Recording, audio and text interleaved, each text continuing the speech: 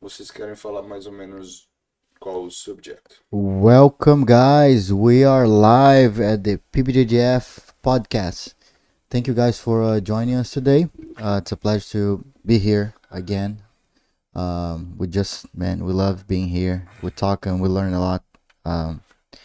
Every time we're in this conversation here, and on and off the cameras as well. We share so many things behind the cameras as well, but we try to bring all of the possible conversation in the camera. So before we start, I just want to give a quick shout out to our sponsors, Brave Kimonos. Brave Kimonos is the best gear out there, guys, that you're gonna find. So you're gonna find it gis, rash guards, shorts, all of the jiu-jitsu accessories you need for the best training. And if you want to get a discount, use the PBJJF discount code PBJJF to get 10% off. And one thing, also, if you're a school owner, you can go to the wholesale. You can go on the bottom of the page, go to the apply for a wholesale account. You can get a wholesale account and purchase products with wholesale pricing, so you can sell in your own school for your students. And this way you can have some margins and some profit, and your students will look sharp, of course. So, and also thank you Roll Live for helping us to putting this together and doing the media for PBJJF tournaments.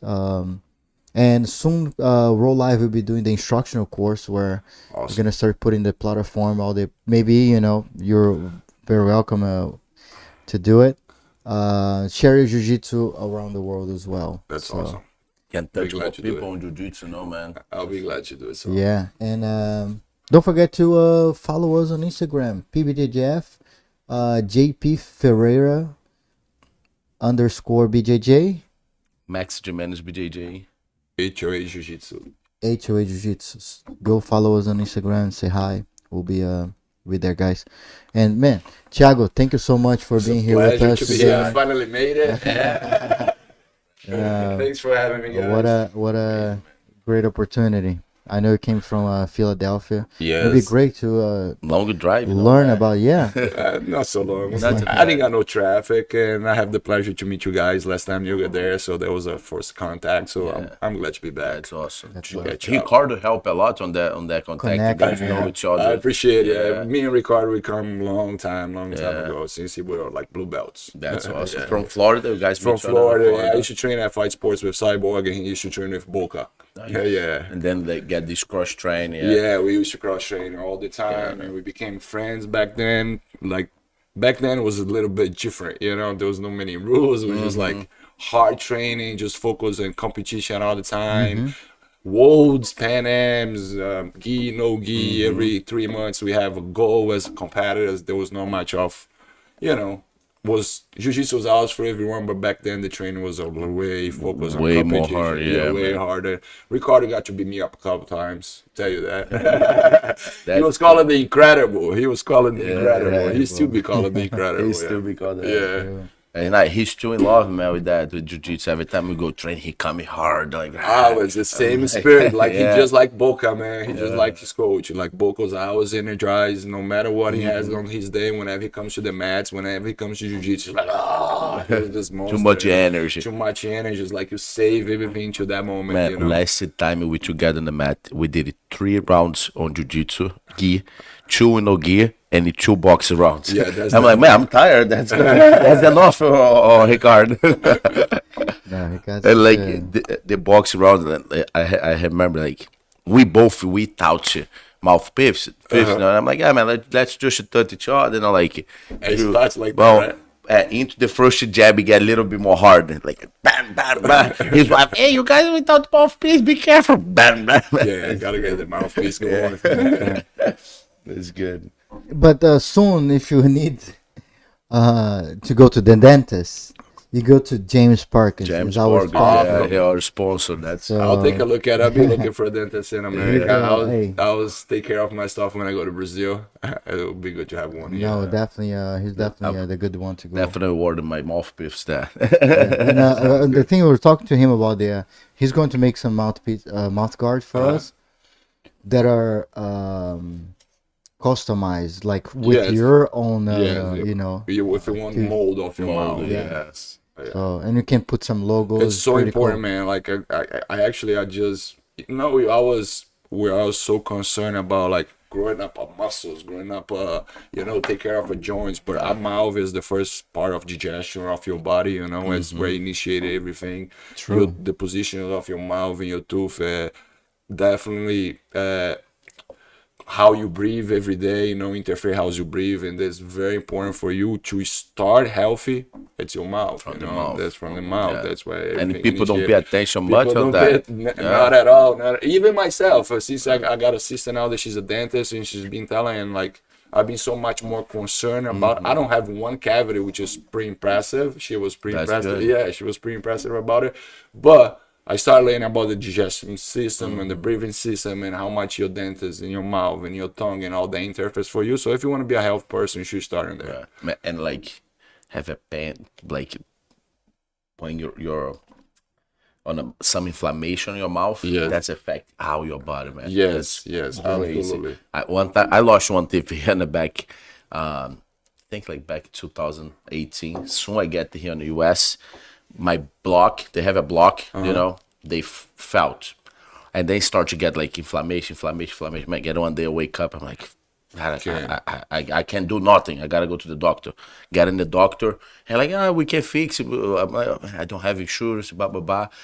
One thing is different. Here, people don't tell the price before doing. Then They'll do it anyway. They do it, like, and I'm like, man, I need to know how much. I'm so broke on that time. Then I need to know how much. Like, no, that's like a process. You need to do something today. You go come back, blah blah blah. Like you take a couple sessions. I'm like, okay, how much you take it off? And like, when I take it off, like, how much you take my teeth off? Like 300. I'm like, please do it now. That's gonna hurt only once. Only one time. I don't need that one that like so back and like on my mouth. Take it off that. That will hurt only once. So tell us a little bit about your story. Like you moved, you told me like about 20 years ago to the US. So how? Man, my story is a little crazy about. That's what you like. Yeah, coming to America it has not much to do with jiu-jitsu. Honestly, it was like totally immigrant process. I left my hometown, Fortaleza, and I have the opportunity to move to São Paulo. Back then, I was like 17, 18 years old, and I had just get out of high school, and I have opportunity to start modeling. And I signed up to Ford Models, and I moved from Fortaleza to São Paulo. Long story short, everybody think it's glamorous and this and that. I had a good time, but whenever September 11 hurt, right? Like whenever 2001, we have that incident of September 11, that very bad thing.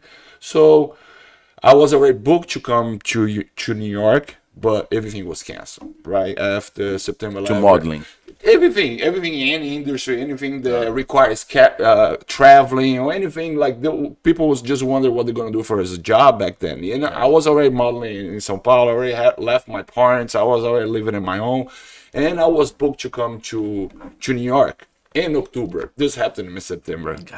So I was like, oh man, I'm totally broke. There is no jobs here, this and that. And one of my friends that I used to surf, because that was my first sport growing up. I became a professional surfer when I was 17, 18 years old. And then modeling industry took me another direction that I have kind of quit. Long story short, one of my surfer friends, one of my buddies, was living in Pittsburgh back then. And he's like, hey man, I got a job for you. I was like, oh my God, here we go. I was already mindset to leave Brazil. I was already mindset. I'll do whatever. I have been come here before once as exchange student, and all I wanted from that, I have a mindset I want to live in America. So he's like, I got a job for you. I was like, okay, what is the job? I was like, we can hook you up with a job to clean movie theaters. And I was like, I'll take it, but I'll tell you this. Just like you, I have no money. No choice. I have zero money, man. I don't have how to buy my ticket. And it's like, look, we are only 5 people here. We work 7 days a week, and there's nobody to take our days off.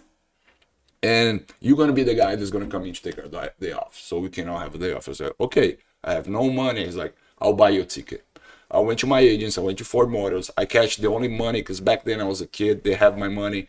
I cashed the only money they have left for me. And my friend asked me to buy 4 jerseys. 2 from Ceará, from my state, and 2 from Brazil. After I buy the jerseys, which was the only thing he asked me, I left $50. That's all the money I had to come here. I stopped at Burger King and McDonald's on my way from Brazil here. And by the time I crossed immigration, I had $30 in my pocket. Yeah. But I had a job, you know? Yeah. The moment that I landed, the night that I landed to start cleaning the movie theaters, the guy quit. So now I was on a pot of no days off, you know, like 5 days, 7 days a week, from like, I should say from 10 o'clock at night to 7 in the morning. We clean over 400 rooms, 6 different movie theaters overnight. We drive over 4 hours. Totally immigrant job. But I was young. I was like fresh. I was like, bring it on. I was the guy who cleaned the most. I was about to get promoted. Give my dollars. Yeah, I was like, outside the school, I was picking up trash in a parking lot, shirtless in the snow. I have that youth, I was all about whatever it takes to get here. So that's how I immigrate to America pretty much. And I stay a couple of years on this, and I start switching my visa to student visa. I went to start doing the ESO program. That's when I switched. And eventually I moved to Florida. And when I came to Florida, then I started training Jiu-Jitsu again in 2000. Your first contact to Jiu-Jitsu in Brazil? My first contact to Jiu-Jitsu, I was in 1994 with Master Sa. Like, Sa's headquarters was, I'm almost embarrassed to say this, because like Sa's headquarters was hours all my life right next to my house. My house was the closest one from the Sa's headquarters. And you represent Sa's? Yes, and I represent Sa's. Yeah, I do represent. I'm proud to represent, as like they're my family in and out of the mats. But back then, I was more into surfing, and people that were surfing was starting to, like Daniel Beleza, right? Everybody know Daniel Beleza. Yep. Daniel Beleza was surfing with me, and then he started doing Jiu-Jitsu. I know Beleza since like we surfed together, So like people from surfing started doing both. It was very common. Is the lifestyle? It was the lifestyle, We surfed at noon and we trained Jiu-Jitsu at 6 in the afternoon.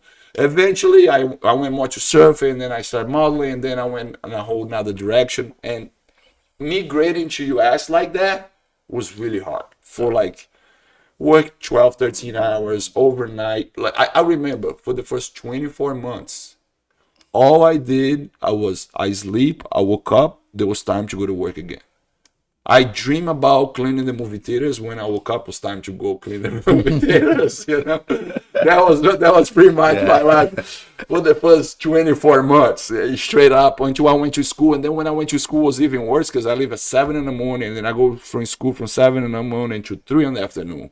So I was going to bed like at 3 in the afternoon from 3 to 7. There was from 3 to 10. That's all I have to sleep. From 3 in the afternoon to 10 at night. That's all I slept for like the first 2-3 years that I was here.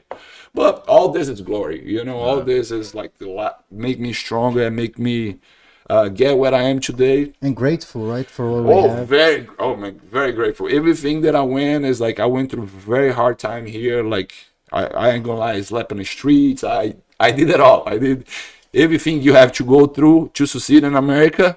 I don't call myself successful person. I call myself a happy person today. I went through every single struggle you can imagine, and I'm very thankful for that. I won't take it another way. Long story short, when I was in 2006, so 2007, I'm passing by. I get a real job, and I was like, man, I just want to do Jiu-Jitsu again. That wasn't in my head, Like Florida, I was in Florida, but couldn't surf as much. The surf is not very consistent. You also have to drive, and I have a job, so I'm driving by, boom, and there's this this Chinese place. I was like, Jiu-Jitsu. It's like at the Cyborg school, no?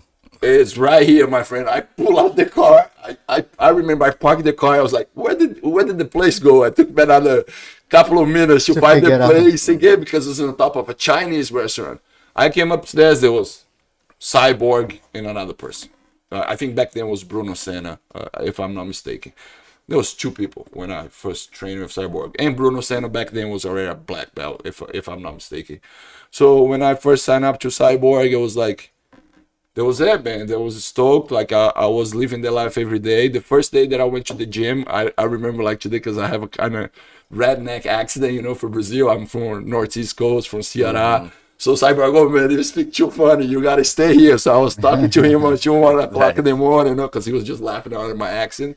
So that energy for me was contagious. It's like, I'm gonna do this. I just wanna be back on my jiu-jitsu, and that's where I center myself. That's where like I find a routine. I find what I wanna do, who I wanna be with. What year was that? 2007. 2007. I think Cyborg has just got here. Like, I believe the first path, the first path of Cyborg students was 7 and 8 of us, and I remember like he used to take me down, and the manager from the Chinese restaurant used to come upstairs and complain because the paints were falling out of the wall. Yeah. I just saw like Cyborg did a interview too, talk about this. Yeah. I'm like, that's Cyborg school. That's true, yeah. Like the people were having dinner, and Cyborg was like taking us down. We're training, the paints were falling out of the wall, and the manager come upstairs. Cyborg was very nice. He's like just a big person, but like he speaks very nice. The other students was not very nice because they just want to train back then, you know. So like I had the pleasure to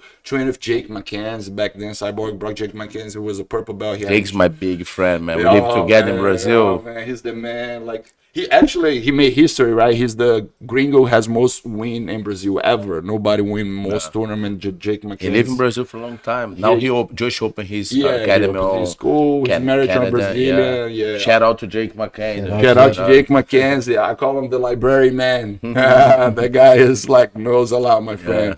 It's crazy. He knows everything from blue belt to purple belt. He knows everybody's game. He knows everybody's strategy. Jake knows everything. Yeah. Very happy. He on my coach on the first pandemics I won a black belt. Yes. He coached me that. Yeah.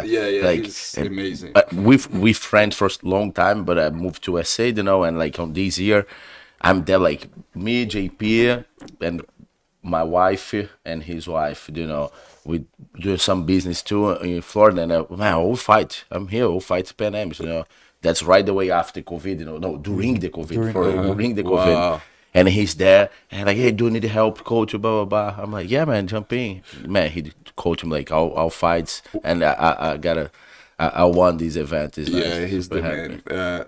With all the respect, we call him Bacteria because he never leaves the mats. He's the mats, man. He's the Jake McCann. Yeah, he loves strength. He helped me a lot, man. The journey, because like he's already black belt too, and we live together, and I'm a blue belt. And like when I realize now is like when I realized like the answer of my life was always in front of me, I just didn't see it. Like whenever I start getting together with people from Jiu-Jitsu, like all those guys back then, Jake McKenzie, Cyborg, and whoever was in the house, Ricardo Rezende, Victor, Hunter Idwall, like that kid is awesome too. Oh my God, I love that guy. I was trying to put my son's name Hunter, but my wife didn't let me. I love Hunter. He do a nice thing too. I saw on Instagram. He do like some like he give away some gis on Hawaii. All the time, like yeah. That. He helps the community. He's the man in Hawaii, like Bruno Longman, who is his father. I think he was one of the pioneers with the Jiu-Jitsu in Hawaii, and they call him the protector of the island. So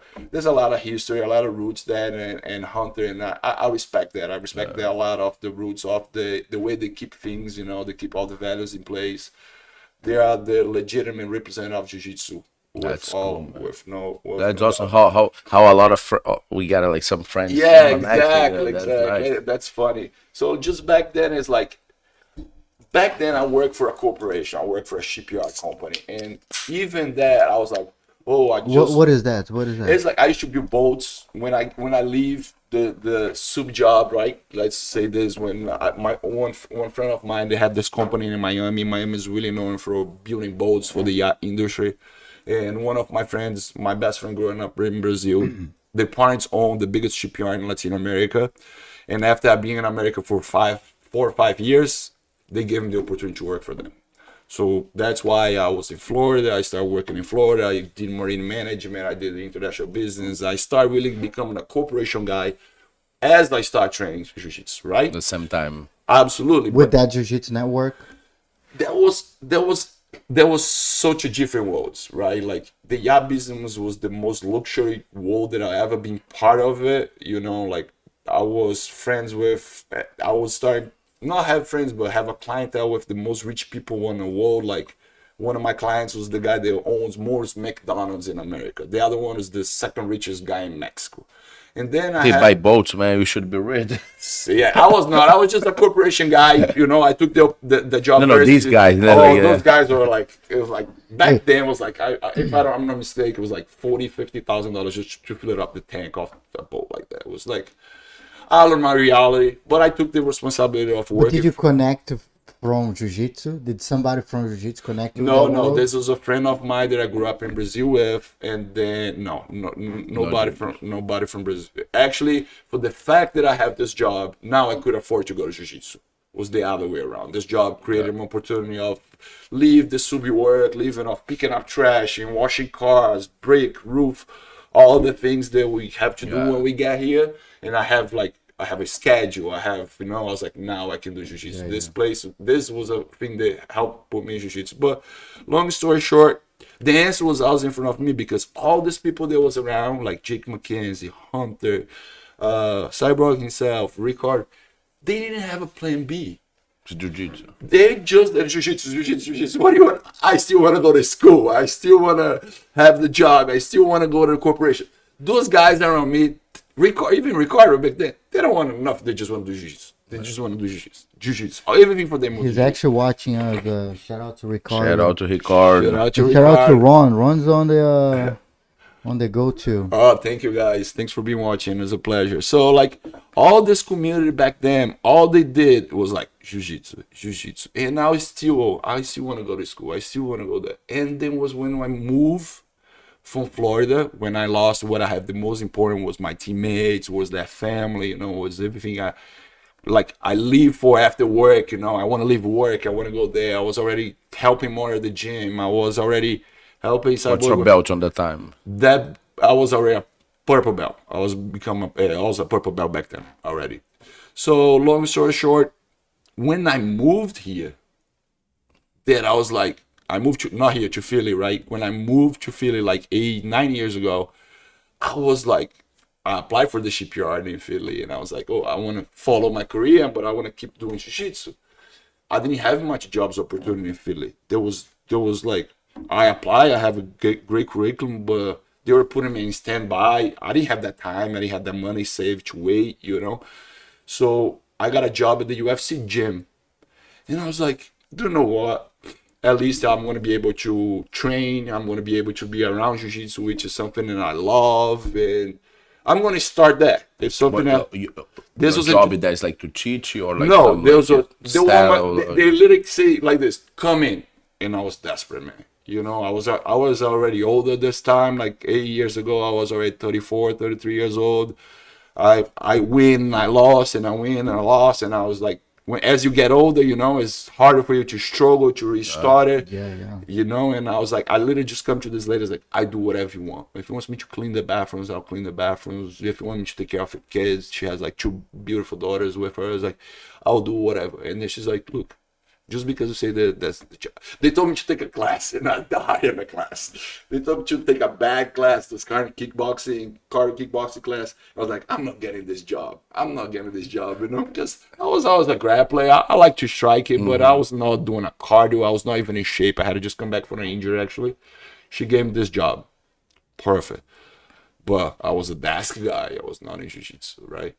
But I was training because I was around there. Like, I had to train. So the mental health I was there, right? And then I was like, I'm just going to go all in. I'm going to go all in this thing. This is all I want to do now. I'm going to try to work more. I'm going to help this woman sign up more members. I'm going to grow this Jiu-Jitsu program. I'm going to do whatever I can. And even when I work in the desk, what I did, every little money I have, I go to a tournament in a weekend.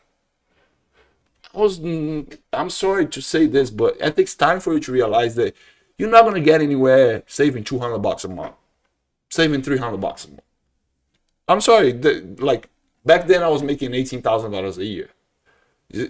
As much you want to save, it's better for me to invest in my passion. It was better for me to, get a new equipment, look good on the mat. So sign up for a tournament, get a challenge. That was a way better investment in myself. That's true. Than trying to save, to have a car or to whatever. So I just went all in. Every money I have, when I didn't have money to sign up, I asked them, can you guys pay for me? They pay. I'll go every single weekend, man.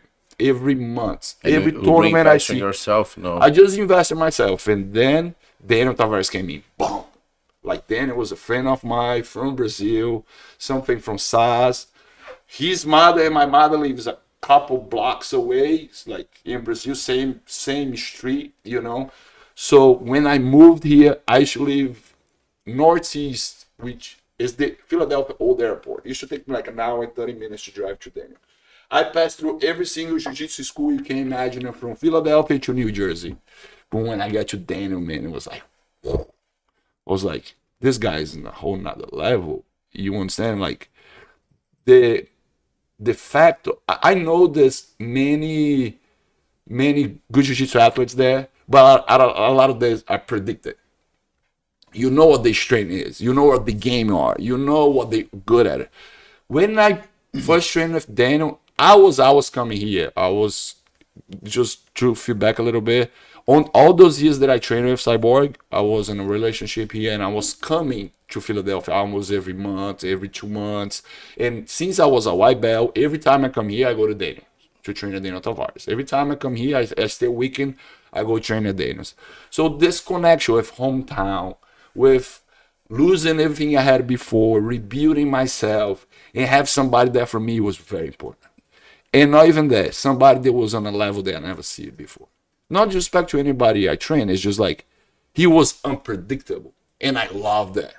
You understood? It's like, look the names of people that I mentioned to you. It's like, I love all of them, I learn from all of them. But the unpredictables, for the fact that Daniel so be unpredictable, he's good in standing, he's good in passing, he's good at, you know, he's a showman. If he's gonna fight a wrestling, I'll say, you want to stand? We're gonna stand. We can do that, you know. And I love that about him. And like, it motivated me so much to just learn more. That was my click. I was like, I want to learn everything I can about this. I don't want to be a champion. I just want to be good at it. I want to be a good instructor. I want to be a good training partner. I want to be a good competitive. So I just started learning about jiu-jitsu. And you already 30? I was already 34, 35, yeah. I was already 35, 36 years old now. I was already in Philly here, you know. But I was like, this is all I have now.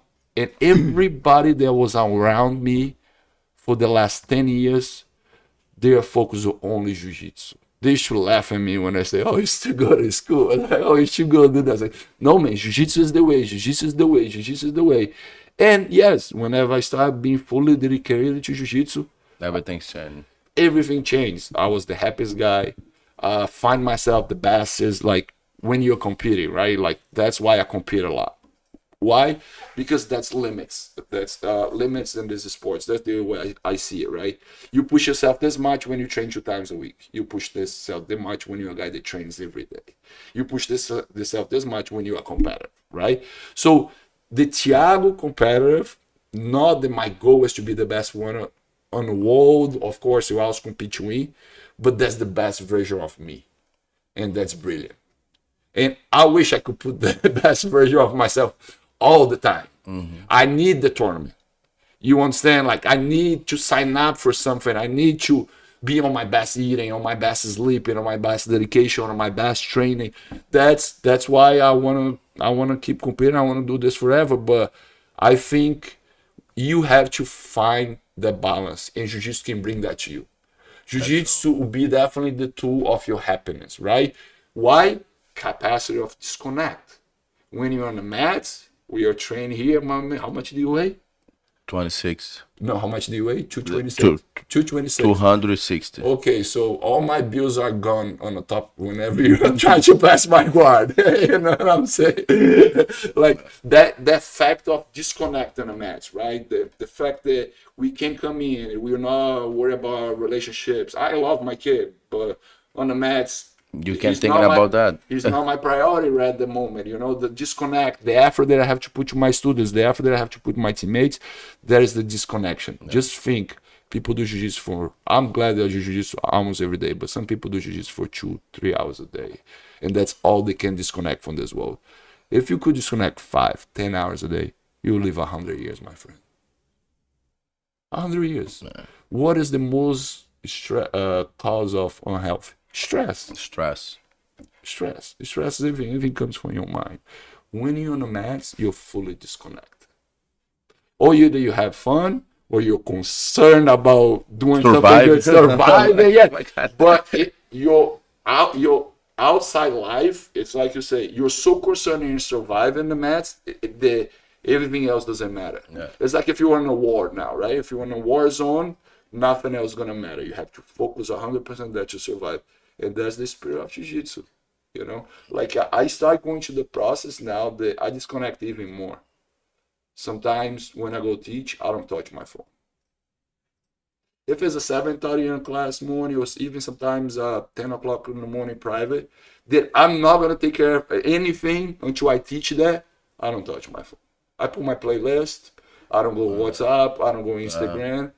Why? Because then somebody sends you a message that upsets you. Somebody sends you, or you have something that you're gonna have to do afterwards, right? But it doesn't matter until you train. That's You're just gonna take care of it afterwards. So why are you gonna that in your mind? Oh, I gotta pay my mortgage. Oh, I gotta do this. I'm not gonna pay until after I train. So I'm gonna take the energy to my training. Do you know what I'm saying? I feel it's so much of a energy connection between myself, my students, and the people that are there with me that I always try to bring my best. So as less that I can get infected, I'm a happy man in my daily. Oh, I'm sorry. I'm a happy man. You can pull for yourself. Sure, Sorry. I'm sorry. You can pull close to you. If you Sounds sit good. back. You guys hear me well now? So Yeah, they yeah, can that was put better. more. I'm a happy man on my daily basis. Like I'm a happy person. I'm happy with what I have, but I'm not looking for much more. I'm very thankful for what I do. So if That's I don't, beautiful. yeah. So if I don't get infected, you're gonna feel the energy from me. You're gonna feel the happiness. You're gonna feel that fire up. You're gonna see that. I say I have one speed. My speed is go. That's me. It's like, oh, you're gonna wait for me to get tired. Good luck on you. Or you're gonna wait for me to fade it. Good luck on you. Even if I fade, I'm not gonna show it to you. I'm not that guy. You know. So like, this is. I like this energy a lot, man. It's important. I like to be that person too, like who bring like good energy Exactly. around, you know, like happiness or whatever. Like Yeah. some people, man, you get around there, like, oh my God, this people is heavy because like he bring a lot of negative things. You know what I mean? I don't like that. That's people that's always connected. It's Yeah. people that cannot disconnect. I'm really easy to disconnect. If I go out, for example, right now I have a 3 years old and my wife, right? If I go out with my wife, she's like, besides all my students, she's the most important person. So she's right there with me. I don't even touch my phone all night. I enjoy the dinner. I'll go out, I listen to some music. She touches the phone more than I do. I don't. Because you take care about the moment. you I'm know? not going out to show up to anybody what I'm doing, first of all. Like, when I was a teenager, you don't have those things. People didn't even know where you are. That was the beauty back then, right? You leave on Friday, you come back on Sunday, nobody knows. Nobody know. You know, that was the beauty. So like, for me, it's not the, oh, I don't want to show, oh, I don't want to do this. No, I just want to enjoy the moment. And every time that you do a task, you're gonna click, you You love interfere the moment. Yeah. It's like social media is crazy on this day. It feeds you so much. I always say, like, dude, I'm talking too much. No, man, you're come good. on. Love that, No, man. keep it going. Yeah. I'm sorry, because like We love to hear that. it interferes a lot, right? Like I think you have to stay hungry, right? You like I'm hungry. Every time that I was most successful in my tournaments, I don't touch my phone. I go on a hotel on Friday. I text my wife. I was like, "You I'm hear fine. from me tomorrow. When I win my division, I'll test the medal." I put on a playlist. The only thing I watch on a Friday, flow grappling, jiu-jitsu. I brainwash myself for jiu-jitsu. Wow. I watch who I like it. I don't put anything. I go another way. I don't like to see you to talk about jiu-jitsu before my fights. I like to forget. That's good. I go watch a movie, you know, like It helps you relax. yeah. I want to forget about jiu-jitsu and like 30 minutes, maybe 40 minutes before, I like to click and fire it up. You know? That's good. Like Yeah. I understand that side, but I don't have much of the anxiety. I think you might have a little bit of anxiety, so it's for you good to disconnect the night before. Yeah. You know, I can literally I can sleep before my match. So good, you wake me up. Once that I put the playlist, once that I put the music, next day I don't watch jiu-jitsu. I put the playlist, the music over and over. And that's what I do. But like, back to the disconnect, back to the phone and this stuff, right? A guy's gonna fight these days. He have a fight. And then he posted he has a fight. And everybody, oh, you're the man. Oh, man. You're not the man. You just signed up for a fight. Yeah. You getting a bunch of likes. You getting a bunch of attention of Just people to sign telling up. that you say that you the man just because you have a poster with your face on Yeah. it. My man, you put yourself there. You have a long way to go. This is just you're not the man for anybody. At least for me. At least for the people that understand what's going on. Yeah. For a bunch of people, they have no idea. They Maybe war some. yeah, they think it's cool because you accept a match. If you're a fighter, from you're doing an obligation. Oh, you make the weight. They go, oh man, you make the weight. You made the weight. It's your obligation. You sign a contract under that weight. Exactly. You should be on the weight. You're not the man for any. At least for the people, they understand what's going on, what's about happen. You have nobody's consideration yet until you win. So all this, you're the man. You're this. You made it You're a before you. monster. They're like- Before you made it, and fulfill your hungriness. I think if you don't see any of that, if you don't get access to any of that, you're just hungry. Man, you let me know after I chip this guy out. But like today, man, they need to do the marketing.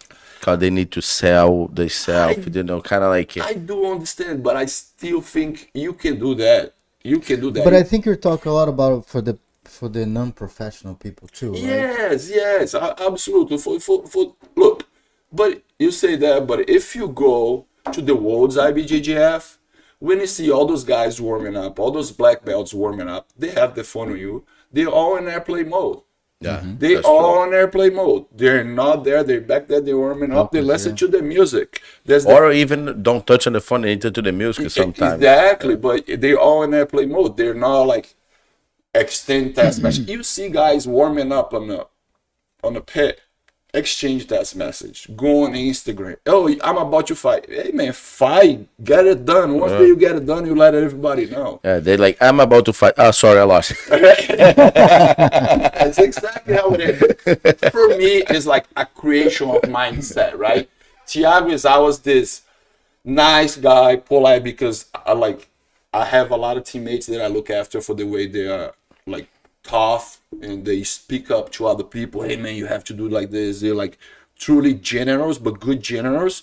I don't have that personality much. I'm much of the cool guy. They try to understand that I'm being in your position, kind of that. But when I'm gonna fight, I don't have any smiles to you. I don't want to talk to anybody. I put my headphones on, my face. My wife doesn't even talk to me. She's like, I don't recognize you there. You are a whole nother person. But it's just my character. That's just how I like to canalize. That's how when you turn on. That's how I turn it, man. When I go to the bathroom, I put my gear, I put my hood on it. Don't talk to me anymore. Talk to me after it's done. Yeah. But like, I'm not there to make friends. Sometimes that's hard when like people on a warm up, you already want to talk to you. Then you I get don't fight. do it. Like, man, go fight with you in 5 minutes, man. Leave me don't. alone. I don't. I go alone in the bathroom. I put my hood on. I put my hoodie over my head. I walk to the venue, listen to my music, and I'm not gonna talk to anybody until the job is done. It's just me, right? It's back to the fact of disconnect, right? We always so connected. I ask my students sometimes, why don't you do a challenge? Before you come to class today, you're not gonna touch your phone for the 30 minutes. All you're gonna do, you're gonna listen to your music. You're gonna do whatever it takes. If you need to warm up, stretch, take your pre-workout, drink your coffee, and listen to your music. That's what I want you to do. They train so much better. They Just train connect. Yeah.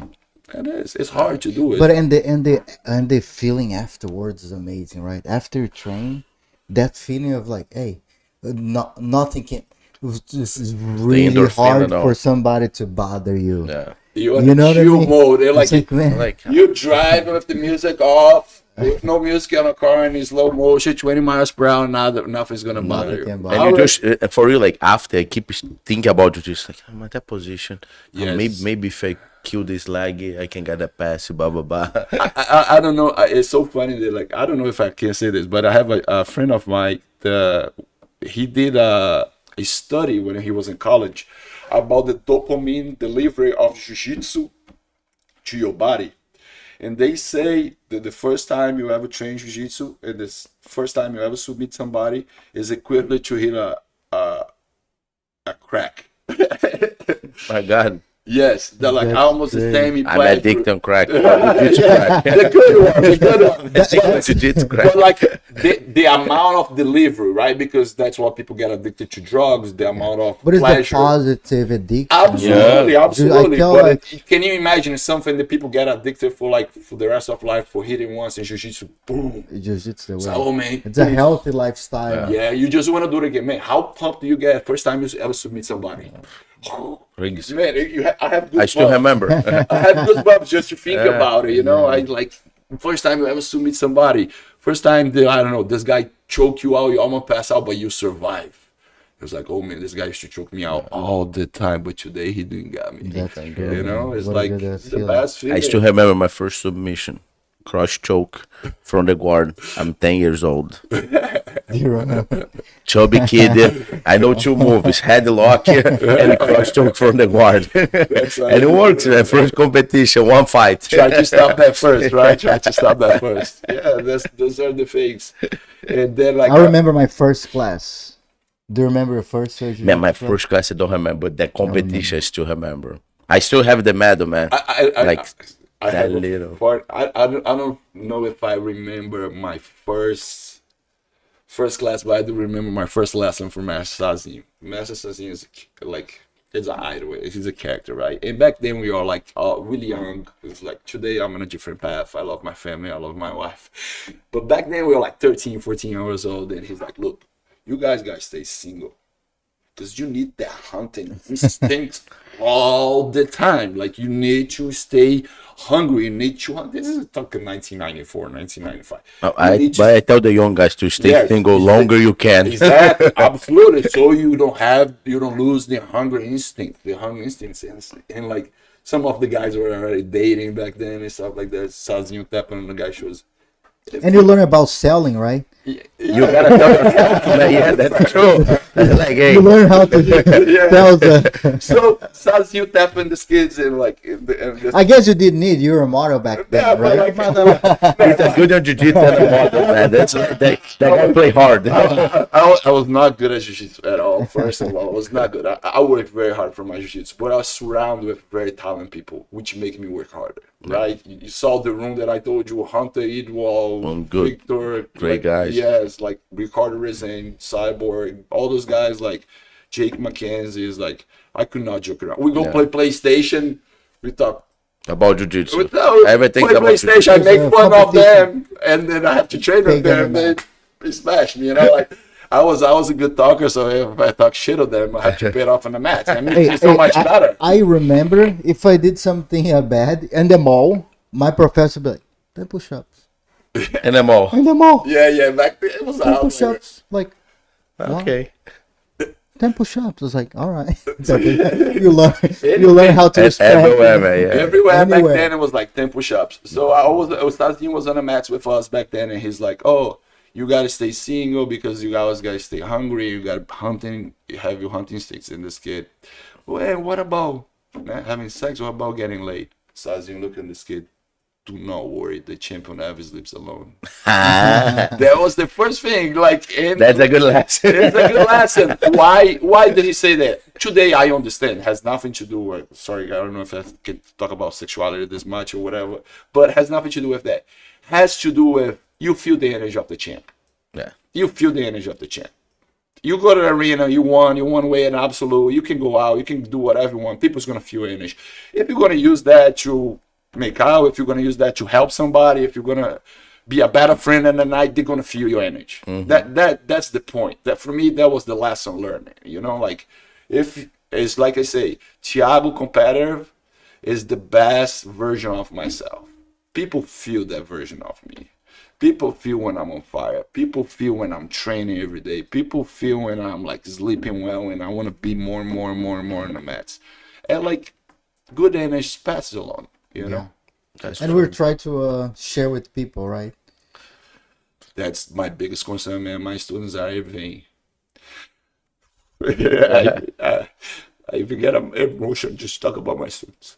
They are everything for me, man. Everything I have, everything I own, everything my family eats, everything I became in my life was due to the people that was there. If these people do not understand you. If these people just want you on your best all the time and they're gonna bail on you, there's no loyalty. So my students never bail on me. It's like from the day one that I start teaching, I was there, they stayed there, the gym grow, I left the place, I built my own place. Today they work at the gym, you know, like my place is, I never say, oh, this is my gym, and say this is our gym, because I'll be absolutely nothing without my students, with like not having a family in America.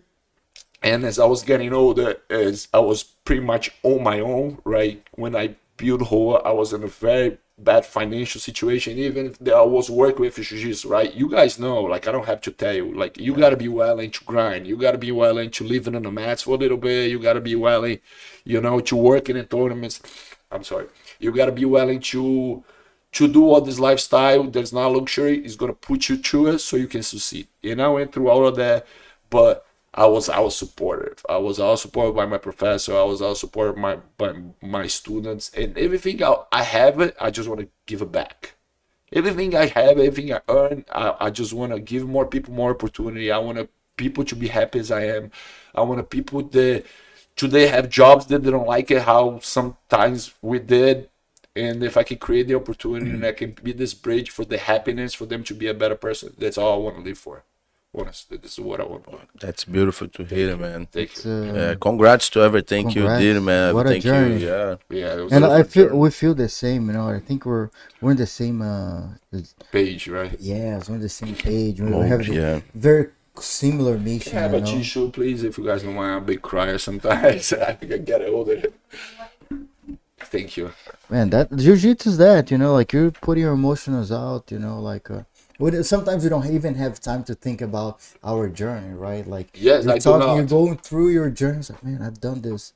Oh, I went through this. Yeah. Yes. You start figuring out things that remembering yourself, things that we sometimes we forget that we've done, right? Yeah, I just think today, especially on those days, like I get emotional in this, is like I'm so thankful for all the sacrifice, for all the struggles that I went, and people forget to be thankful those days, right? That's true. People have so much, people are so much on the top of the world, and they, oh, but if I had this, oh, but if Always I could want have more, no. Oh, if I could be around this, man, be thankful for the people that's around you. Be That's thankful true. for the people that's in front of you. Forget about trying to connect with somebody. This nothing against, like, my family is overseas, but like sometimes we are sitting here, people is on the phone, not even talking to each other. It's like, okay, I understand, but at least it's your parents or somebody. That person should be more important than somebody's dedicating the time to be next to you.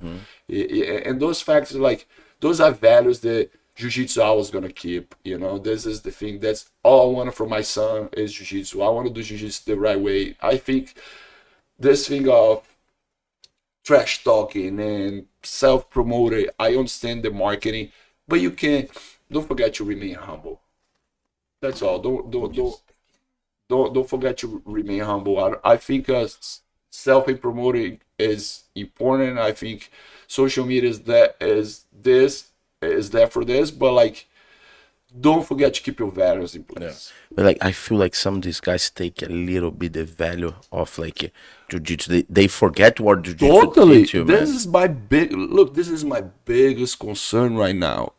I thank God for like all these upcoming kids now, like Nicolas Menegali, Mika Galvão, Tainan Dupra, because like no disrespect, I'm not very fan of changing the art.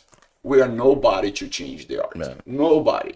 Jiu-Jitsu is done with gi, Jiu-Jitsu is done with no gi. Jiu-Jitsu is a place where you have to learn discipline, where you have to learn respect, where you have to be honor, where you have to be loyalty. If you teach in Jiu-Jitsu with all those things, you're not doing Jiu-Jitsu. You're not doing jiu-jitsu. You can call whatever. You can put a Jiu-Jitsu sign in your gym. You know, you can, excuse me. You can definitely put a Jiu-Jitsu sign in your gym. You can call whatever you want. You can take the gi off. You can call American. You can call Brazilian. You can call Japanese. But you don't do jiu-jitsu. You're not doing Jiu-Jitsu. For me, we not even do the same thing. We don't speak the same language. I agree. You're not at my level. Not in the level that I not that I'm saying I'm upper level. Technical, not the technical level. Not at all. You don't own this understanding, right? Like people has understanding of life better than others. You don't understand the art that I belong to, that I dedicate my life to as well as I do. Literally, Hey, I hey, feel I'll like we tell you, definitely dedicated our life for that. I would tell Absolutely. you, I've been saying this since day one that people start talking about Gordon Ryan. Even Max, sometimes we disagree. It's like, Max, man, Look, I don't think that's like, I don't. that's No, the I thing. don't disagree. I say like I understand why he doing. You know what I mean? Like I feel like man, he got attention. He does. People talk about like yesterday. I got 2 kids from Wrestling did a trial in my school. They know Gordon Ryan already. He crossed he crossed the bubble. You know what I mean? And they're like the kids. I don't know. Maybe they will show now, but they like so hyper. But do you know what the bad thing about that? What he preaches. I feel the same. Yeah. Because like, But like when these I'm kids not get about on to your talk about hand, Gordon Ryan. I don't even want him to come after me because he's very good at social media. Don't say yeah, that. like Gordon is. I went to ADCC this year, and I never see anybody does what he did. Yeah. At Me that neither. level, I'm there. I Look, fight Gordon- for this division, man. I bow for you, man. Like I never see somebody dominate black belts like Marcelo Garcia, but I wasn't Yeah, alive. no, he was in a different level. Yeah. Like I saw what he did, and Jesus Man, Christ, like, I I'm was there. like, I fight bow, on the you're the same man. division. I fight on the same division, and I saw the shows from him. yeah, no. That I shows understand. created from him. Do you understand? But these bring attention. But these guys who he connected, he get thing when go on your school, he go get change on your school, on my school, look. because I will connect him on the right direction. I will guide him on the right direction. I'm like, man, Gordon Ryan is so good, but you don't need to talk shit. You should respect I do your not partner. think- You should do this because But he it's- get on my hands. It's very hard for people to separate the things Yeah. these days. Well, do you know what I They think have about too this? much access to him. Like, what is the problem of preaching different values, right? The values that like we all agree on the values you should preach, right? And you're preaching about only being a champion, like, and one thing that I don't agree, like the Rod situation right now, which is all over the place, blah blah blah. If you have to do a TRT because you're an old man and you do a replacement, is a whole other thing. But you're a young kid, 20 years old, with your testosterone popping out of the roof and you inject some more, it's unhealthy to anyone. Nobody should promote that. I see. I'm not talking about a specific person. I'm talking about a subject. Nobody should promote that. The other thing is, if you promote to be a champion, my gym is a family-oriented academy. Me too. There's gyms around me. They're just focused. They just have the most athletic guys around. They have the ex-wrestlers. Like, look like they pick and choose, whatever, because no problem. I'll just let you know, you're your first line of defense. Your little daughter is not going to have time to call the daddy. Your little daughter is not going to have time to call the brother. Your little daughter needs to learn how to defend yourself. Your wife needs to learn how to defend yourself, right? We are first line of defense. So you call the cops, the first thing they're going to ask you, what happened? We don't have time to let anything happen. Yeah. You understand? We need to learn how to defend ourselves. We are not born with that. The human being is the only animal on the planet has no self-defense, right? You go against the dog, he's going to bite you. You go against the bull, he's going to run you over. A human, you punch me, I cry. You punch him, he'll punch you back. I'll punch you, you chase me. We have no self-defense. Like, we have to learn that, right? We have to develop that. We are not born with one. So I think it's really important for us, as we do this, keep the values in place. Yeah. The problem with preaching being a champion, preaching do wrong things to become a champion, somebody's gonna be a champion in the future. You're not gonna be on the top forever. Yeah. And then what they're gonna think about you, what they're gonna remember about you. The champion that you were, that you're not anymore, and the shit that you talk, and the rise that you preach. Aren't you the next champion step in? That's all it is. Look, I'm sorry, but my Greg was almost embarrassed right now. Mm-hmm. Yeah. It is. I'm embarrassed. I've saying the same thing about McGregor. That's like, come on. Yeah, the big and like, man, grow up, stop talking, just like go live your life. You already, it's like, I'm a fan of his jiu-jitsu, but I'm more fan of the values. I think jiu-jitsu is more important at that point than making money. I think for you to give courage to a kid, to give discipline, to give honor, to give respect is more important than any money you can put in your bank account. So you're doing all those other things that go against the true values so you can make more money. But hey, Not you me. can still making that money being that person, being a good model for I told jiu-jitsu. about that. We can Do you think all those other guys, Galvão, Bochecha, they're unhappy? Do you think they're not, man? No, They're- but like, even now, say about Tainan, man, like somebody told me like how many like instruction he sell after Brazilian national. Do you know what I mean? They're like, man, he make a good money. Do you he was understand? driving a Porsche. You saw He the driving a program. Porsche. Yeah, I saw the Good for video. him. Good Really for good, him. and he's like a really nice kid. He's a good Respect with representation, that. I use him like example. Do you know what I mean? So that's what I'm saying. If you're not gonna be a good example, jiu-jitsu is the art of good example. Jiu-jitsu is not that. Leave that for MMA. I don't know. Like not disrespect to MMA. I think people should be respect for MMA too. But jiu-jitsu is the place where you sign up your kid to have discipline. That's the place where you sign up your kid to be respectful. That's a place. If you take that out of jiu-jitsu, you created pretty much like just a bully somebody know how to fight. You want like I peak a lot of like I don't peak in schools, right? I think jiu-jitsu is the best school now. Who's the best person to teach all those things, all those values to a kid on the day? A jiu-jitsu instructor. No. No disrespect to the college system or to the public system, but we are not corrupted. yeah. No, Do you think somebody's gonna You put don't in my have gym, to- Thiago? Look, I'll give you this much money. I give you $1 billion for you to forget everything you teach, for you to forget everything that you know, all the things you learn, to teach this now in your mats. Like whatever. Don't I need was the like, money. it's not gonna work. Sorry. Yeah, it's not gonna work. It's not gonna work. And the thing is, we are labeled like that. Like now somebody sees Gordon Ryan and then it's like, oh, you're jiu-jitsu. Oh, Gordon Ryan. Oh, you're a trash talker. You're a jerk. You're this. And we you're cannot. that. You're labeled by like maybe your wife's family. They don't know about jiu-jitsu, but they see this guy on the internet because drama brings attention. Exactly. Do you want to bring attention for drama or for jiu-jitsu? I do not. Do you rather have a smaller audience, but an audience where you're really like exposing jiu-jitsu in the Good most way. positive way?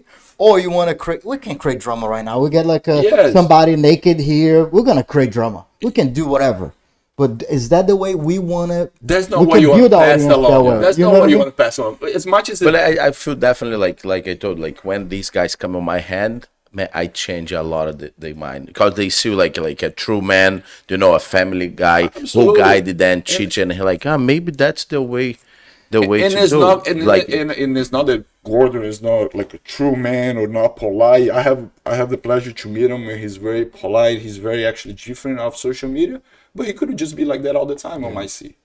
Like what will change? What like you know is like it might have to do a little bit. I don't even have much to do with his personality. I think it has to do more with promoting, with him getting to places, bring the sport to places that nobody else has ever brought before. But he's never gonna be bigger than jiu-jitsu. I told you, JP, Nobody JP never is gonna be never bigger than met him in jiu-jitsu. person. I met him in him, person. before. Yeah, he's I very met, polite. he's completely different than social media. Completely different. So I like the other Gordon. But I love the other Gordon. I- He oh. talks so like, no, he's so nice with the Yeah, glasses and he's so polite. And guess what? Maybe if he was like that, he would just have his hand we fought. He beat him so bad after. Hey man, good job. Oh, man, you strong. Motherfucker. But like he's But completely even- different in person, you know. even after his fight with Galvão, his speech was, man, what a beautiful speech. You know, like- Absolutely. But why he not Wha- act like this all the time? He could because that's what jiu-jitsu preach, right? If you are black belt, people expect you to be an honest Act like this. person. You expect you to. You don't see black belts going out, getting drunk, cheating, Hey. doing drugs, doing this. No, because for you to get that belt, for you to get there, you have to fix your personal life. You have to be an example inside and outside the mats, right? Think about this. Who leads him? Think about his leader. Yeah. Think about the people that are being led by the same person. That comes from the top. Absolutely. somehow who's teaching him and who is teaching why is Nicola becoming that way as well? It comes from the top. Your students come from you. Yeah. You know what I mean? Yeah. Like is his professor, what is his preaching in the media, but what is his preaching outside of the media? What behind is the motivating scenes. from behind the scenes? Think What about is- that. No, Think about this. Nicholas, same thing happened to Nicholas. I think he tried follow like Gordon example. But who leads? I think he followed. Man, Marcelo Garcia, Dylan then starts acting up. He's like, "Hey, Like, you don't "Stop, belong here anymore. You don't belong. You don't represent jiu-jitsu." I think that's the right attitude. Like, because like that's what the art preach, right? It's like a religion, right? Like you're gonna be inside a church and the guy's cursing in the church. The preacher's gonna let him stay. Yeah. Does the preacher should let him stay? The preacher's gonna give him the chance to forgive him. He's gonna give him a chance to understand. But if he's there talking about bad things and cursing, he's not part of that religion. He shouldn't be there. He's not respecting the boundaries or the values. Jiu-Jitsu is the way to make a better person. You don't want to lose that. In your house, do you allow your kids to do that in your For sure house? not. Man, I have a 2 years old that I treat like a 15. You know, I'm sorry. I got a 32 in 3 days, I think. Yeah. Next Happy week. birthday, Next sir. week. Happy Yeah. birthday. Hey, Marcelo Garcia on Instagram yesterday. He do his series today. Oh man, Take her out. Yeah, Think I like hope so. so. Hope God Standing stay with praise the hand. You God. know, yeah. Marcelo is the one Marcelo is of the goals. GOAT. Man. That's what I'm saying. Back And to that's how. What do you think about Marcelo? Think about this. What are the only positive things? Everybody only want Only positive. Yeah. That's what I'm saying, guys. There's so many people that are successful, right? You see, there's so many people successful in the world. They don't have this. You don't see any scandals about Jose Aldo. You don't see any bad talk about Jose Aldo. You understand? It's like, okay, McGregor make so much more money, knock him out, whatever. But at the end of the day, who you want your kids to look after? Mm-hmm. I think about I'm here. Look, when I leave my house, I go to Jiu-Jitsu. And I'm the happiest man alive. Do you know why? Because I'm bringing something positive to the world. I'm bringing something good. Right? If I don't know, if I was going to have a job where I have to sell gasoline, this destroying the environment, whatever, doing things like that, people fighting over because money. I still got to make a living, but probably doesn't make me feel so good about myself. Mm-hmm. Jiu-Jitsu is this tool where I can get up and make a better world. Yeah. And here I am. I have this black belt. I dedicate almost 20 years of my life by now for this, and I'm throwing the tool away to make it better just because I want to be this person to call attention for myself. It's very egocentric. I'm putting myself in front of the world, and I should not. You should always think about the next. And when you have such an influence, you want to influence the good and not the bad. There's too much bad up there, guys. So much bad. It's so hard right now, right? Everything is so, like, people say, oh, because I love everything that involves violence, I'm a fan. Not that I'm a violent person. I love shooting. I love jiu-jitsu. I love MMA. I have all those things under control. I love everything about it. I try to understand as much. I try to control as much as I can. But I prefer to have that on my side, on my end. I prefer that not to be an element of surprise. Why? Because every day when I leave my house, I'm wishing for the best. I'm hoping for the best, but I'm ready for the worst. People leave the house every day waiting for the worst, hoping for the worst, and not ready for anything. That's the way I see it. Mm-hmm. Oh, today, this. Okay, are you ready to have a bad day? Are you ready to overcome that bad day? Are you going to be, I have a headache, I'm not going to make it work, man? That's 8 billion people in this world right now. If you're the only one who have a headache is going to stay at home, you're not going to make no difference. You got to be the guy that's going to get up with the headache and get it done. Yeah. That's the only way it's going to make a difference. So I have this powerful tool with Jiu-Jitsu, which is only taught me the best things, taught me the best version of myself. I got to pass that along. I got to teach you how to be the best of yourself. Do you practice shooting and like... I do. You do? I do. I was thinking about this. I want to start. Too. Hey, I want to not start. shooting, but at least not stuff like that. But I was in a gas station. The guy had a weapon here. I was Oh, like, yeah. a gun. I was like, I didn't care here because I had to cross states. I was like, You know? I was like, this guy tried to pull this gun. Can I take it from him? I start thinking about it, and I have so many military students and police officers, and start talking to them. So we're gonna get a. I'm gonna get a. Do you know the yellow fake one to practice? Yes. We're gonna get the whole thing. Nice. I'm gonna be like. The fake one is gonna be good for you to teach your instructors, right? How them to do a front row, a back row with a gun, how they do a tactical stand up. That's gonna be more on you. But for you to start learning how to shoot, just get a No, not to shoot. Just for self defense. Oh, how to disarm somebody? Like or a weapon. I think I know if I control your wrist, man, like you're in trouble. Yes, but you gotta close the distance on there, now, right? like how can we? When is that time? I'm a guy. You guys excuse me if I say something. Yeah. Lethal versus lethal.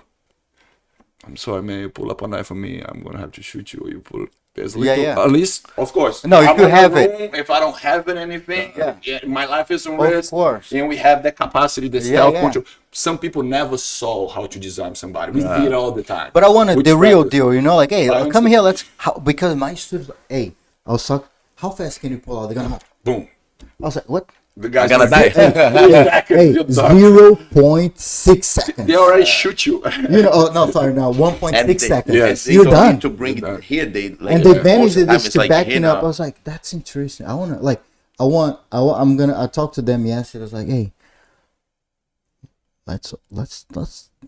let's hang out here and practice. Like, look, learning. I want to It's another art. Yeah. But the real VJ, deal, you know, like, Me. Look, I never been. I'll tell you this. shooting. As we're talking in the subject of weapons, right? I never been in a range with our instructor. Right? I've been shooting now for maybe 3 years. That's when I really started. But since day one, I have students of mine. They're SWAT. Students of mine. They're snipers from SWAT.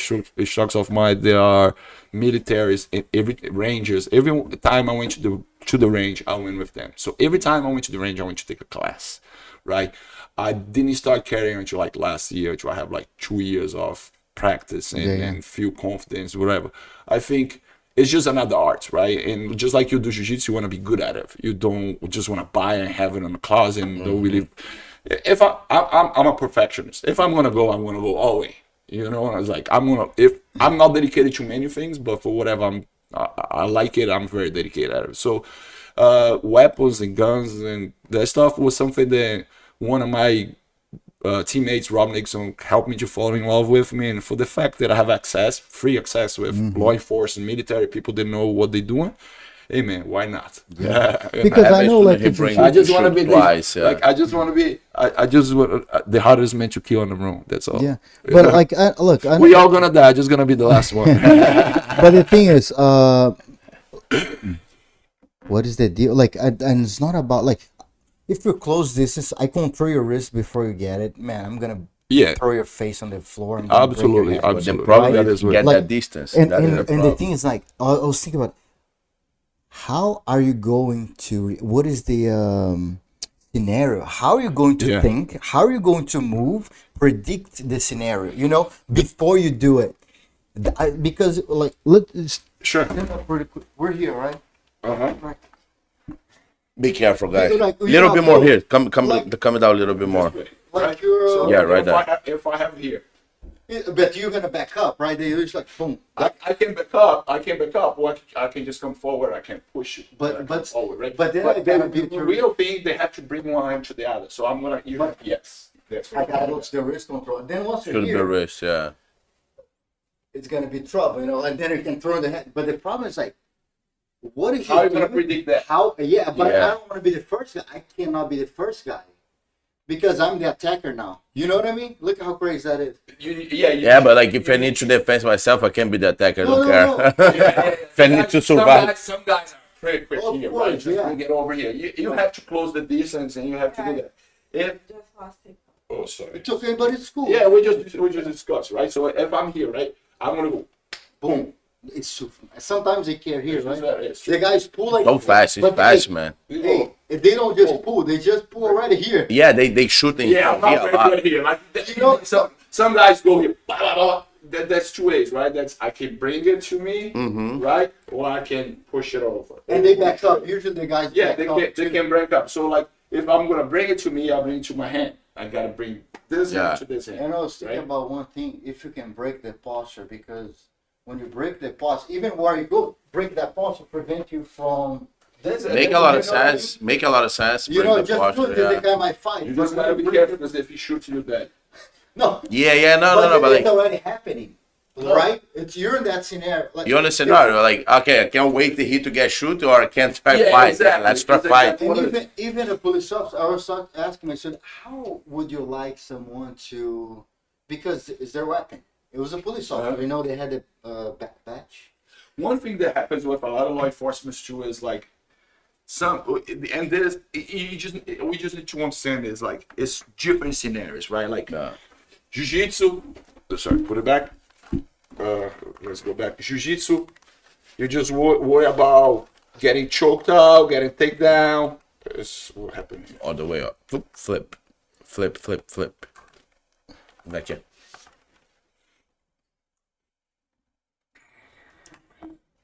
Oh, thank you. So those are all realistic different scenarios, right? Jiu-Jitsu, you only gotta worry about takedowns, chokeholds, arm bars, sweeps, and stuff like that. When it comes to MMA, then you gotta add the punch. The kicks, the elbows. When it comes to weapons, it's the same thing. I already saw a very knowing MMA and Jiu-Jitsu instructors become law enforcement, and whenever they going after the person, they forget that they have the weapons because they're so used to ground and pound, dominating. And they got like, boom. And the guy, when they barely notice, the guy has the hand on their gun. Yeah.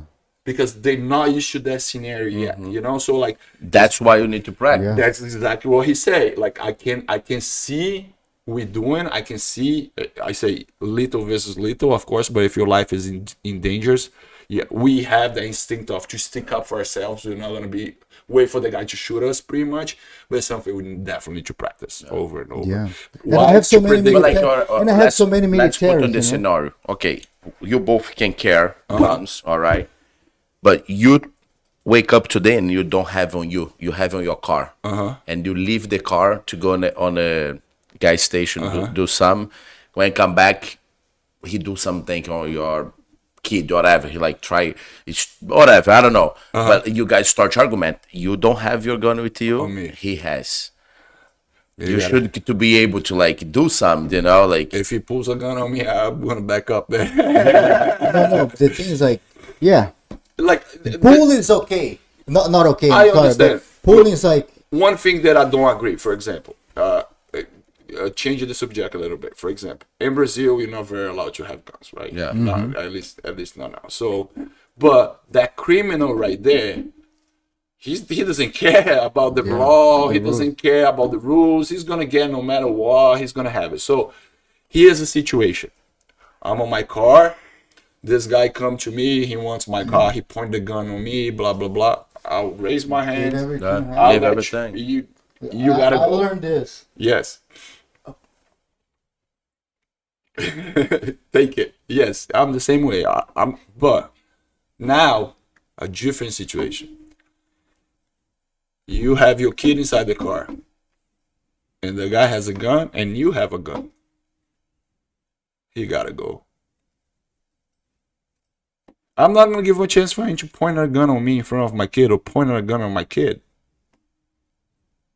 It has to be at least a fair fight, right? If he has a gun, I don't have a gun, I'm only going to be a victim.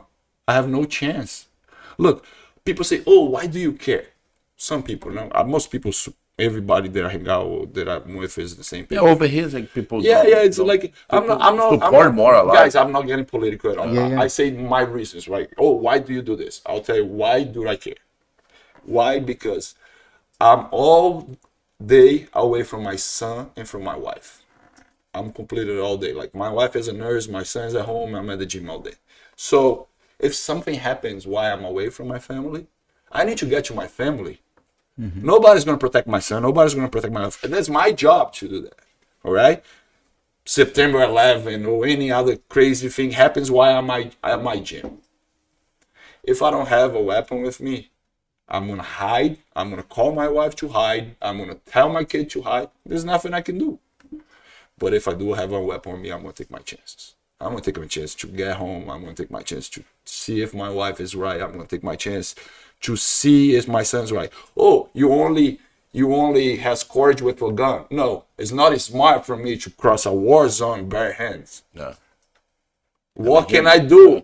What can I do to my wife and to my kids in a war zone with bare hands getting that? Let's just put this point, right? Make me think about get a gun. No, look, this is my point of view, guys. This is like, if you ever have a conversation with me, this is why I explain to my wife, this is why I explain to my students, is not, if somebody ever gonna come in my car, I have insurance, take it. I'm never gonna go against anybody because of material thing. For me, it's a life threat. For me, is a life rescue, right? That's what it's. But if it's 101, you don't have to pull the gun. Absolutely, You I have my jiu-jitsu. jiu-jitsu. That's the thing, right? That's You don't the have beauty, man. to. Like, honestly, with jiu-jitsu, guys, we walk around so confident that it's so People hard for go people away. pick it on. Yeah, People yeah. go It's away, like- man. I don't have no problem. Yeah. People, sometimes I go in places like they say Chester and Philly and in Camden is like the two worst districts in the whole country. I'm sorry, guys, I have no problem filling up my tank in the middle of Chester, get it out of the park. Like, they're gonna feel my energy. They're not gonna mess with somebody else, but they're not gonna mess with me. That's what I say. They feel energy. They feel. They You're go from Will Smith, Prince of Bel-Air. Prince of Bel-Air. He came from Philadelphia, right? Yeah. He gets beat up in the Philadelphia, right? You gotta move it to And Bel-Air. then he moved to, But that's what I'm saying, like Beverly Hills. honestly, like most of criminals and all those guys are like bunch of cowards, right? They come after people they know they cannot They defend know they can themselves. defend themselves. They can't look. Did you ever see a story of somebody's gonna come rob a house? Okay, I'm gonna come rob your house. I'll jump the walls and I'm inside your house.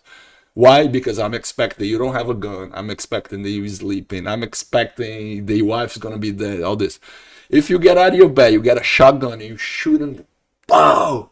Did you ever see anybody stay? For sure not. Did you ever hear a story of this robber say, "Oh no, I'm gonna exchange fire with you inside your own property"? For sure no. Did you ever see? I'm sure it's gonna be a sad story if you try, because it's a way harder to get in than to get out, right? If you don't know somebody- even where's the That's what I'm housing saying. stuff. Inside my house is like it's You a way know easier. everything. It's a way harder for you to get in. Like if you want to come and get me, the first place I'm gonna go is inside my house. Good luck for you breaking into my house, right? So like, did you ever hear a story of somebody? Oh, the guy goes rob the gas station. The cashier pull up a gun. Did you ever see the guy shoot it back? They hide Most behind of the the time car. they run. They can even see it. Yes, because like they count it with the advantage. They count it with the advantage that you're not gonna have a weapon, that you're not prepared, that you're not a jiu-jitsu instructor, that you don't know how to defend yourself, or that you're a lady that don't have that much experience. They're gonna freak out in a situation. If you under control, my friend, they'll freak out. Yeah, That's true. Yeah, that's all. that's Hey it's a man, subject Crazy stories today. crazy story, man. I love that conversation, guy. All over there. This guy has a lot of energy. I like that, Thiago. sorry, I'm No, sorry. man, that's all good. They for having get me. like super hype up, cry today. Talk about guns. Like, man, that's awesome. I'm sure my students are not impressed. It's Yeah. like 24/7. There's I'm a good guy to be around, but a hard guy to keep up with. Hey, but That's good. for you, congrats about your journey, man. Like, I really you're like you're the true story of the American dream. You I know? know. I do hear that. I Like do. all your life, we much all in. And he appreciate. put all in on jiu-jitsu all like in. at like 34, 35. That's Yeah, hard. and We you don't proved see that- that much. Yes. You people can do that. change your journey, your career, like at any point, right? Like, That's what I it's say, possible. guys. That's what I say is like the answer was always in front of me, because like I don't know, maybe God put me back in jiu-jitsu, and all these people that I was around in jiu-jitsu, they did not have a plan B. They are about jiu-jitsu. wait. That's what I'm gonna do. I'm gonna sleep here. I'm gonna share this with them. That's all. I have other plans. Jiu-jitsu is not my Sometimes that's the problem when you have too many plans. That was my Like, go in problem. one That thing and was my put problem. everything. That was my problem all the time. Is like I was surrounded with all these people with the answers because they're dedicated for such a beautiful thing, Jiu-Jitsu. I didn't see none of them are a sad person. I'll tell you that. They might not have much through back their then. struggles. Yes, they were sleeping on the mats. We were sharing the same room, Everybody happy. sharing the same food. We have $5 to buy a pasta every And night. I have two, you have two, you have zero. Exactly. We share. We We share. have We four have now, one plate. everybody. We all gonna eat. That's how it was. There's not this. Oh, I'm gonna eat here, then I'll go home after I eat because there was nothing like this. If that's one plate on the table, we all gonna That's share. what Jiu-Jitsu do. That's man. all Jiu-Jitsu Like does. community, family. It's Be a way part of life. something. It's a way, and once that you learn how to be like that, I was pretty much like, I'm very thankful for the education my parents gave it to me. They were very, they raised me. I should say they raised me right, but the values that Jiu-Jitsu like sink into my life, right? They say, oh, this is the values, but if you do Jiu-Jitsu, you need to have them. You understand? Oh, you also have to. People always going to tell you they need to have discipline. Oh, they need to have respect. They need to be honored. They need to be loyal. Boom, boom, boom. But if you're in Jiu-Jitsu, you need to sink in. You cannot be a Jiu-Jitsu guy and don't have those things. Yeah. You know, it's like it's not part of you. It's not what we're here for. That's all I think. You know. And it's we want to leave this for the legacy, right? generation. I want to For the leave a next better generation. world to my son. Yeah. And Jiu-Jitsu is one of the ways. I'm not saying not the only way, right? People talk to me. One for sure. Yes, people say to me, oh, my wife, like, she called me my gym bougie. She's like, oh, you're bougie Max, you're bougie this. Because I wanted the best for my students. I got emotional talking about my students. Probably if it was a gym build for me, it won't have the best. But for my students, this is like my kids. They need to have the best. And I was going to fight for it, right? And now I'm having an opportunity to have a second gym. I'm opening SAS Tornadale.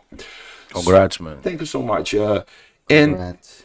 when I think about it, it's like it's not that I don't need more. I'm a simple guy, guys. I'm a very simple person in life, and I'm happy that way. But if I'm gonna invest in something, if I'm gonna leave something behind, I'm gonna invest in something good to the world. And look at how many opportunities you're gonna open that too. No, You- one you of really my need students more that is already structure. had instructor. Look, my goal is come to my students one day and say, you want one?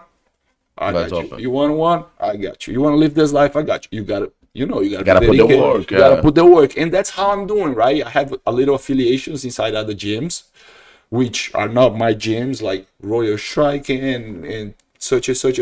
I have with Duncan. So I have a few affiliations which are inside other gyms, which represents us. I put my students to teach there. And that's the first, that's your step, trial. first Yeah, step, yeah. That's your internship. And if I do that and I say, hey, this guy did everything, all it takes is a little bit of money. Like I'm lucky enough that I always have people that want to invest with me. But do I want to invest with everybody? No. I want to invest with the people that train with me. If The I right don't know, people to know. I took all my life to get me where I am, to build my brand, to build my name. Hoa, it's me. My students are Hoa. If somebody that I don't know comes to me, Thiago, I'll give you $10 million for me to open another Hoa. I'm saying, I'm so sorry, sir. It was a life work. If I don't know you have all the good intention, but a year from now, your intentions change on me. You're not being with me long enough for me to know you. I'm not saying you're going to be perfect. I'm not saying my students are perfect, but they've been with me long enough, 10 years, for me to know who they are. Sometimes an investor doesn't give me the prospect, right? They change their mind. By the time you sign the contract, they change your mind. So no, I don't want your money. I want to get there with my resource and with the people that's with me. That makes sense. It's gonna take a little bit more time, but And I they can know do the it big. culture you're building, right? They do. They're all about it, man. Look, the culture at Hoa, it's I want you to have your butt kick and feel welcome. That makes sense. Yeah. And I preach that a lot. I'm sorry, like I say, but I don't know, but like No, man. Hey, I tell my students, there like, anything. yo, I wanted them to. I wanted to kick their butt so they can feel the level of my school because that's what I work for, right? You can go to community college, you can go to Harvard. When you walk in my school, I want you to feel that you're in Harvard, you're in the best school, or at least I'm trying to be the best, right? Yeah. I wanted them to feel the level of the school, but I want them to feel welcome. It's like you spend like I'm gonna beat you with love. yeah, exactly. It's exactly because it's a very hard environment for you to to get used to right at the beginning, right? Getting choked out, even doing front rows, back rows, stuff like that. It's very important for you to be friendly. It's very important for you to, we are all white belts one day. We all start there. We all have in different times, of course, our white belt times was a little different, but we all been there before. So put yourself in that position.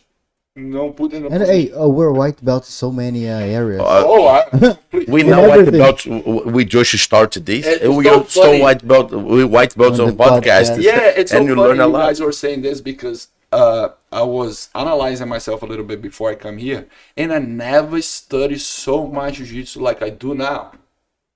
It's like after I become a black belt and after I build this the bigger location, I never did so much more courses. I never did so much methodology of teaching. I do psychology, man, a lot of psychology now, kids psychology, adult psychology. The social part of jiu-jitsu is very important, like you understand that room. It's very important for you to be able to work in that room, right?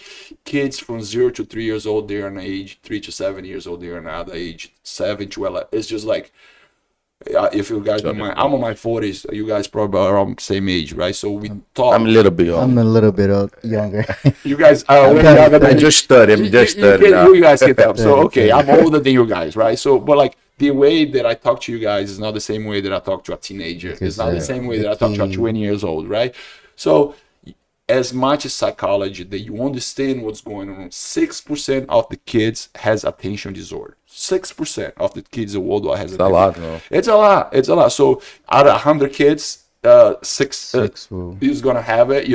6 is gonna have it. So what you need to understand is like it's impossible for you that you're gonna think that you're gonna be able to treat that kid the same way. You need to understand that kid. You need to understand that she has that problem, that she has the issue, that she cannot pay attention for as long or as much as you should, and you need to be able to work with that. Let me ask you a question. Actually, I'm trying this in my school. My wife's sister, my sister-in-law, she's a psychologist on kids. So I'm working with her, helping me with my students. I'm giving her contact to the parents so the parents can contact her. She does like a virtual psychologist. Do you think this would be something you would help your students? Because that's going to help me to teach my students. Look, as more that you understand what's going on with your students, it's easier for you to teach them. Oh, why this guy's not doing so well? Sometimes the guy has a problem at his house. Parents needs a lot of help, man. They need a lot of help with something. And I feel we also need from someone to help us with the kids so that we can prepare the kids better. That's kind of how. I think what you're doing is great because a lot of parents, they're not gonna come to speak up to you. Even if you can be their help, they're not going to speak up to you. And the fact that you have somebody approaching them, that might break their ice. And eventually you need a psychologist now, but eventually they just come straight to you. But a jiu-jitsu coach can be amazing helping the kids. Like I have 2 goddaughters and 2 godsons. They are from jiu-jitsu. They all come from jiu-jitsu. So like that's what I think. I think this what we really have to start doing to commit to this community to the right way. That's all I have to do. Because we're bringing professionals right to to help us. Specialists like they have a tooth problem. Hey, go to the dentist. Now maybe like how can maybe help because what I feel like it helps me to help the kid better. Absolutely. Because now someone is helping them on the way that I couldn't help because I'm not a psychologist. So you don't know. I'm not a professional psychologist. I agree. We're in some way we're psychologists, right? but like we help. But like you're right natural. Sometimes people, psychologists just to be there. But we don't have the time to help we don't have the degree, right? And we don't understand. We don't have the knowledge. We don't have the knowledge, the system, the knowledge. So, but that's also you can direct it to a professional. I did that. I shoot out actually to Professor Wendell. I don't know if you guys ever heard about Winners. Is a methodology of kids program teaching. Amazing. The Professor Wendell. They took him from Brazil, and he runs all the programs in the schools in Dubai, right? We all know Jiu-Jitsu is the number one sport in Dubai. It's having every school, just like we have here wrestling, we have soccer, we have basketball. Jiu-Jitsu is the number one sport in Dubai. And this guy was one that implement the methodology of teaching for kids in Dubai. And it's unbelievable. And one of the main things on the course that I did with him was all psychology. I have many speeches with psychologists, kid psychologists, and then it helped me a lot. Why? Been doing jiu-jitsu for over 20 years. I'm sure I have enough technique to show to the little ones, but for me to understand them, right? To understand that they have some problems getting attention, or some they're not doing bad in school, and that projects on the mats, because they already come from school from a bad day. And another day, I almost freak out because I came to my school, and long story short, this person. One day, this gentleman who was a student of mine, he lost his father, and right after he buried his father, first thing he asked, "Professor, can we train?" And he's not like the most athletic guy at all. Like you actually got surprised because he asked for such a thing, but we know how much mental health jiu-jitsu can bring to you, right? So no problem, I understand. We went to the gym, I trained, and this has been a couple of years before. So I come to the gym another day, and his kid is in the hallway crying. And I walk inside the gym and I ask the father, I was like, "Hey, what happened to your kid?" He's like, "Oh, he's just having a bad day of school." I was like, "Yo, the day is not over. It's 4 o'clock in the afternoon." Just because the day of the kids start wrong, just because the day of the kids went wrong in school, having a bad day, let's do this. Let's put them on the mats. Let's change that. Don't you having a bad day, unfortunately, when your father passed away, didn't make you feel better? Why can you project this to your kids? You are a person who used that tool to yourself, right? But he wasn't able to project that to his kid. I have to be that person. You understand? So I get the kid to say, "Hey man, you already have a bad day. I don't want to hear what happened. Whatever happens already happens. You're on your school. You have the reasons to be upset. Well, let's do this. Let's go train. Let's train. And you figure it out after. That's a good approach. Let's change the day. It's only 4 o'clock in the afternoon. You're gonna play video games when you get home. You're gonna do your homework. You're gonna train jiu-jitsu first. And let's say by the time you go to bed, it's gonna be a good day. Just because things start wrong, because jiu-jitsu is very powerful, man. You do one train of jiu-jitsu, you get smash, and you feel so good. You feel so good. It's That's also you change this kid life. This kid day. But that and it can become a their life mindset. too. Hey, I had a bad day, everything. I'm going to but jiu-jitsu. My mindset and is and doesn't get you stuck with, "Hey, I had a bad day till noon.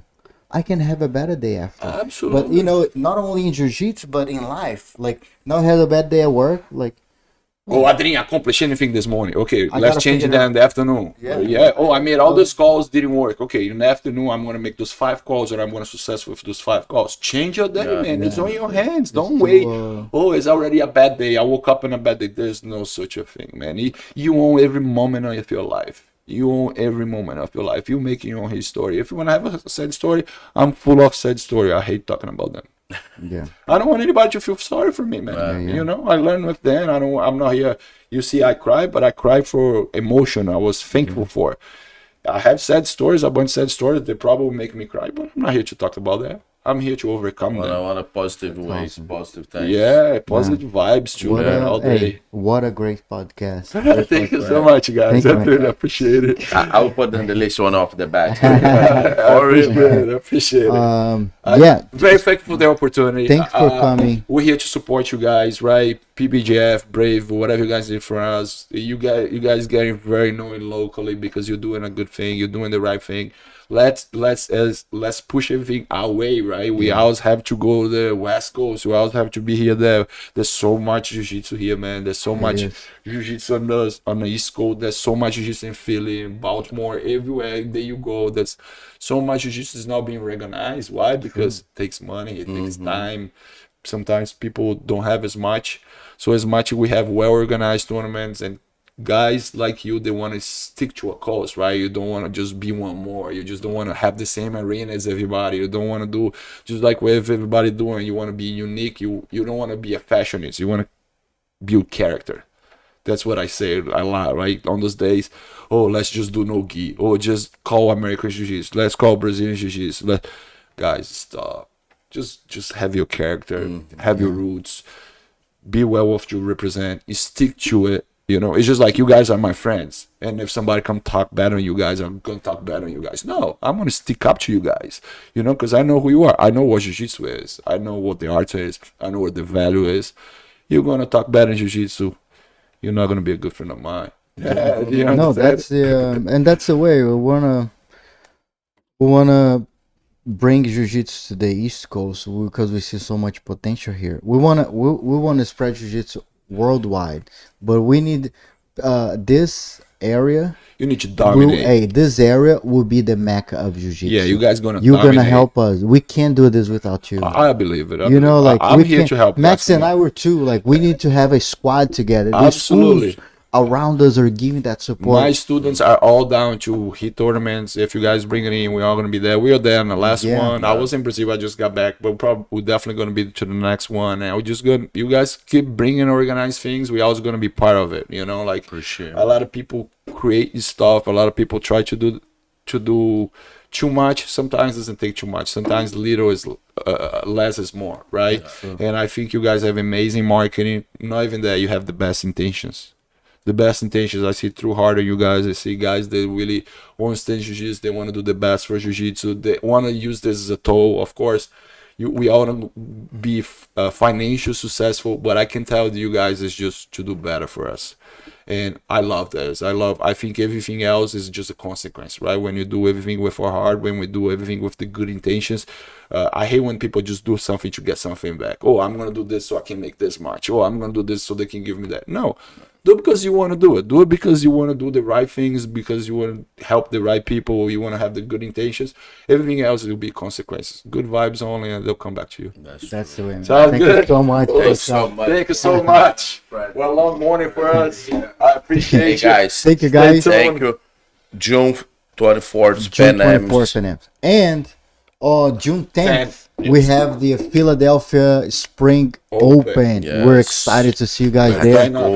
Philly. And one quick thing, if you're not competing at PBJJF, man, you're missing out. If you're competing, you're on the right track. Yeah. Come to PBJJF. We have the We ranking. have the QR code here. QR code right above your You can head. check it out, the outdoor schedule.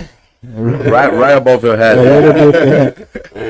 Thank you guys for the support. I hope you had a great time. What a great conversation. So we're looking forward to see you guys on this month. Next upcoming event is Philadelphia, June 10th. Charlotte. This is gonna be in Baltimore, right? This will be in Arnold, close to Baltimore ish. So let's hope to see you guys. It's gonna be a busy summer. It will be a busy summer. Excited for that. Thank you guys so much for joining us today. Hey guys. Thank you. Pô, mano.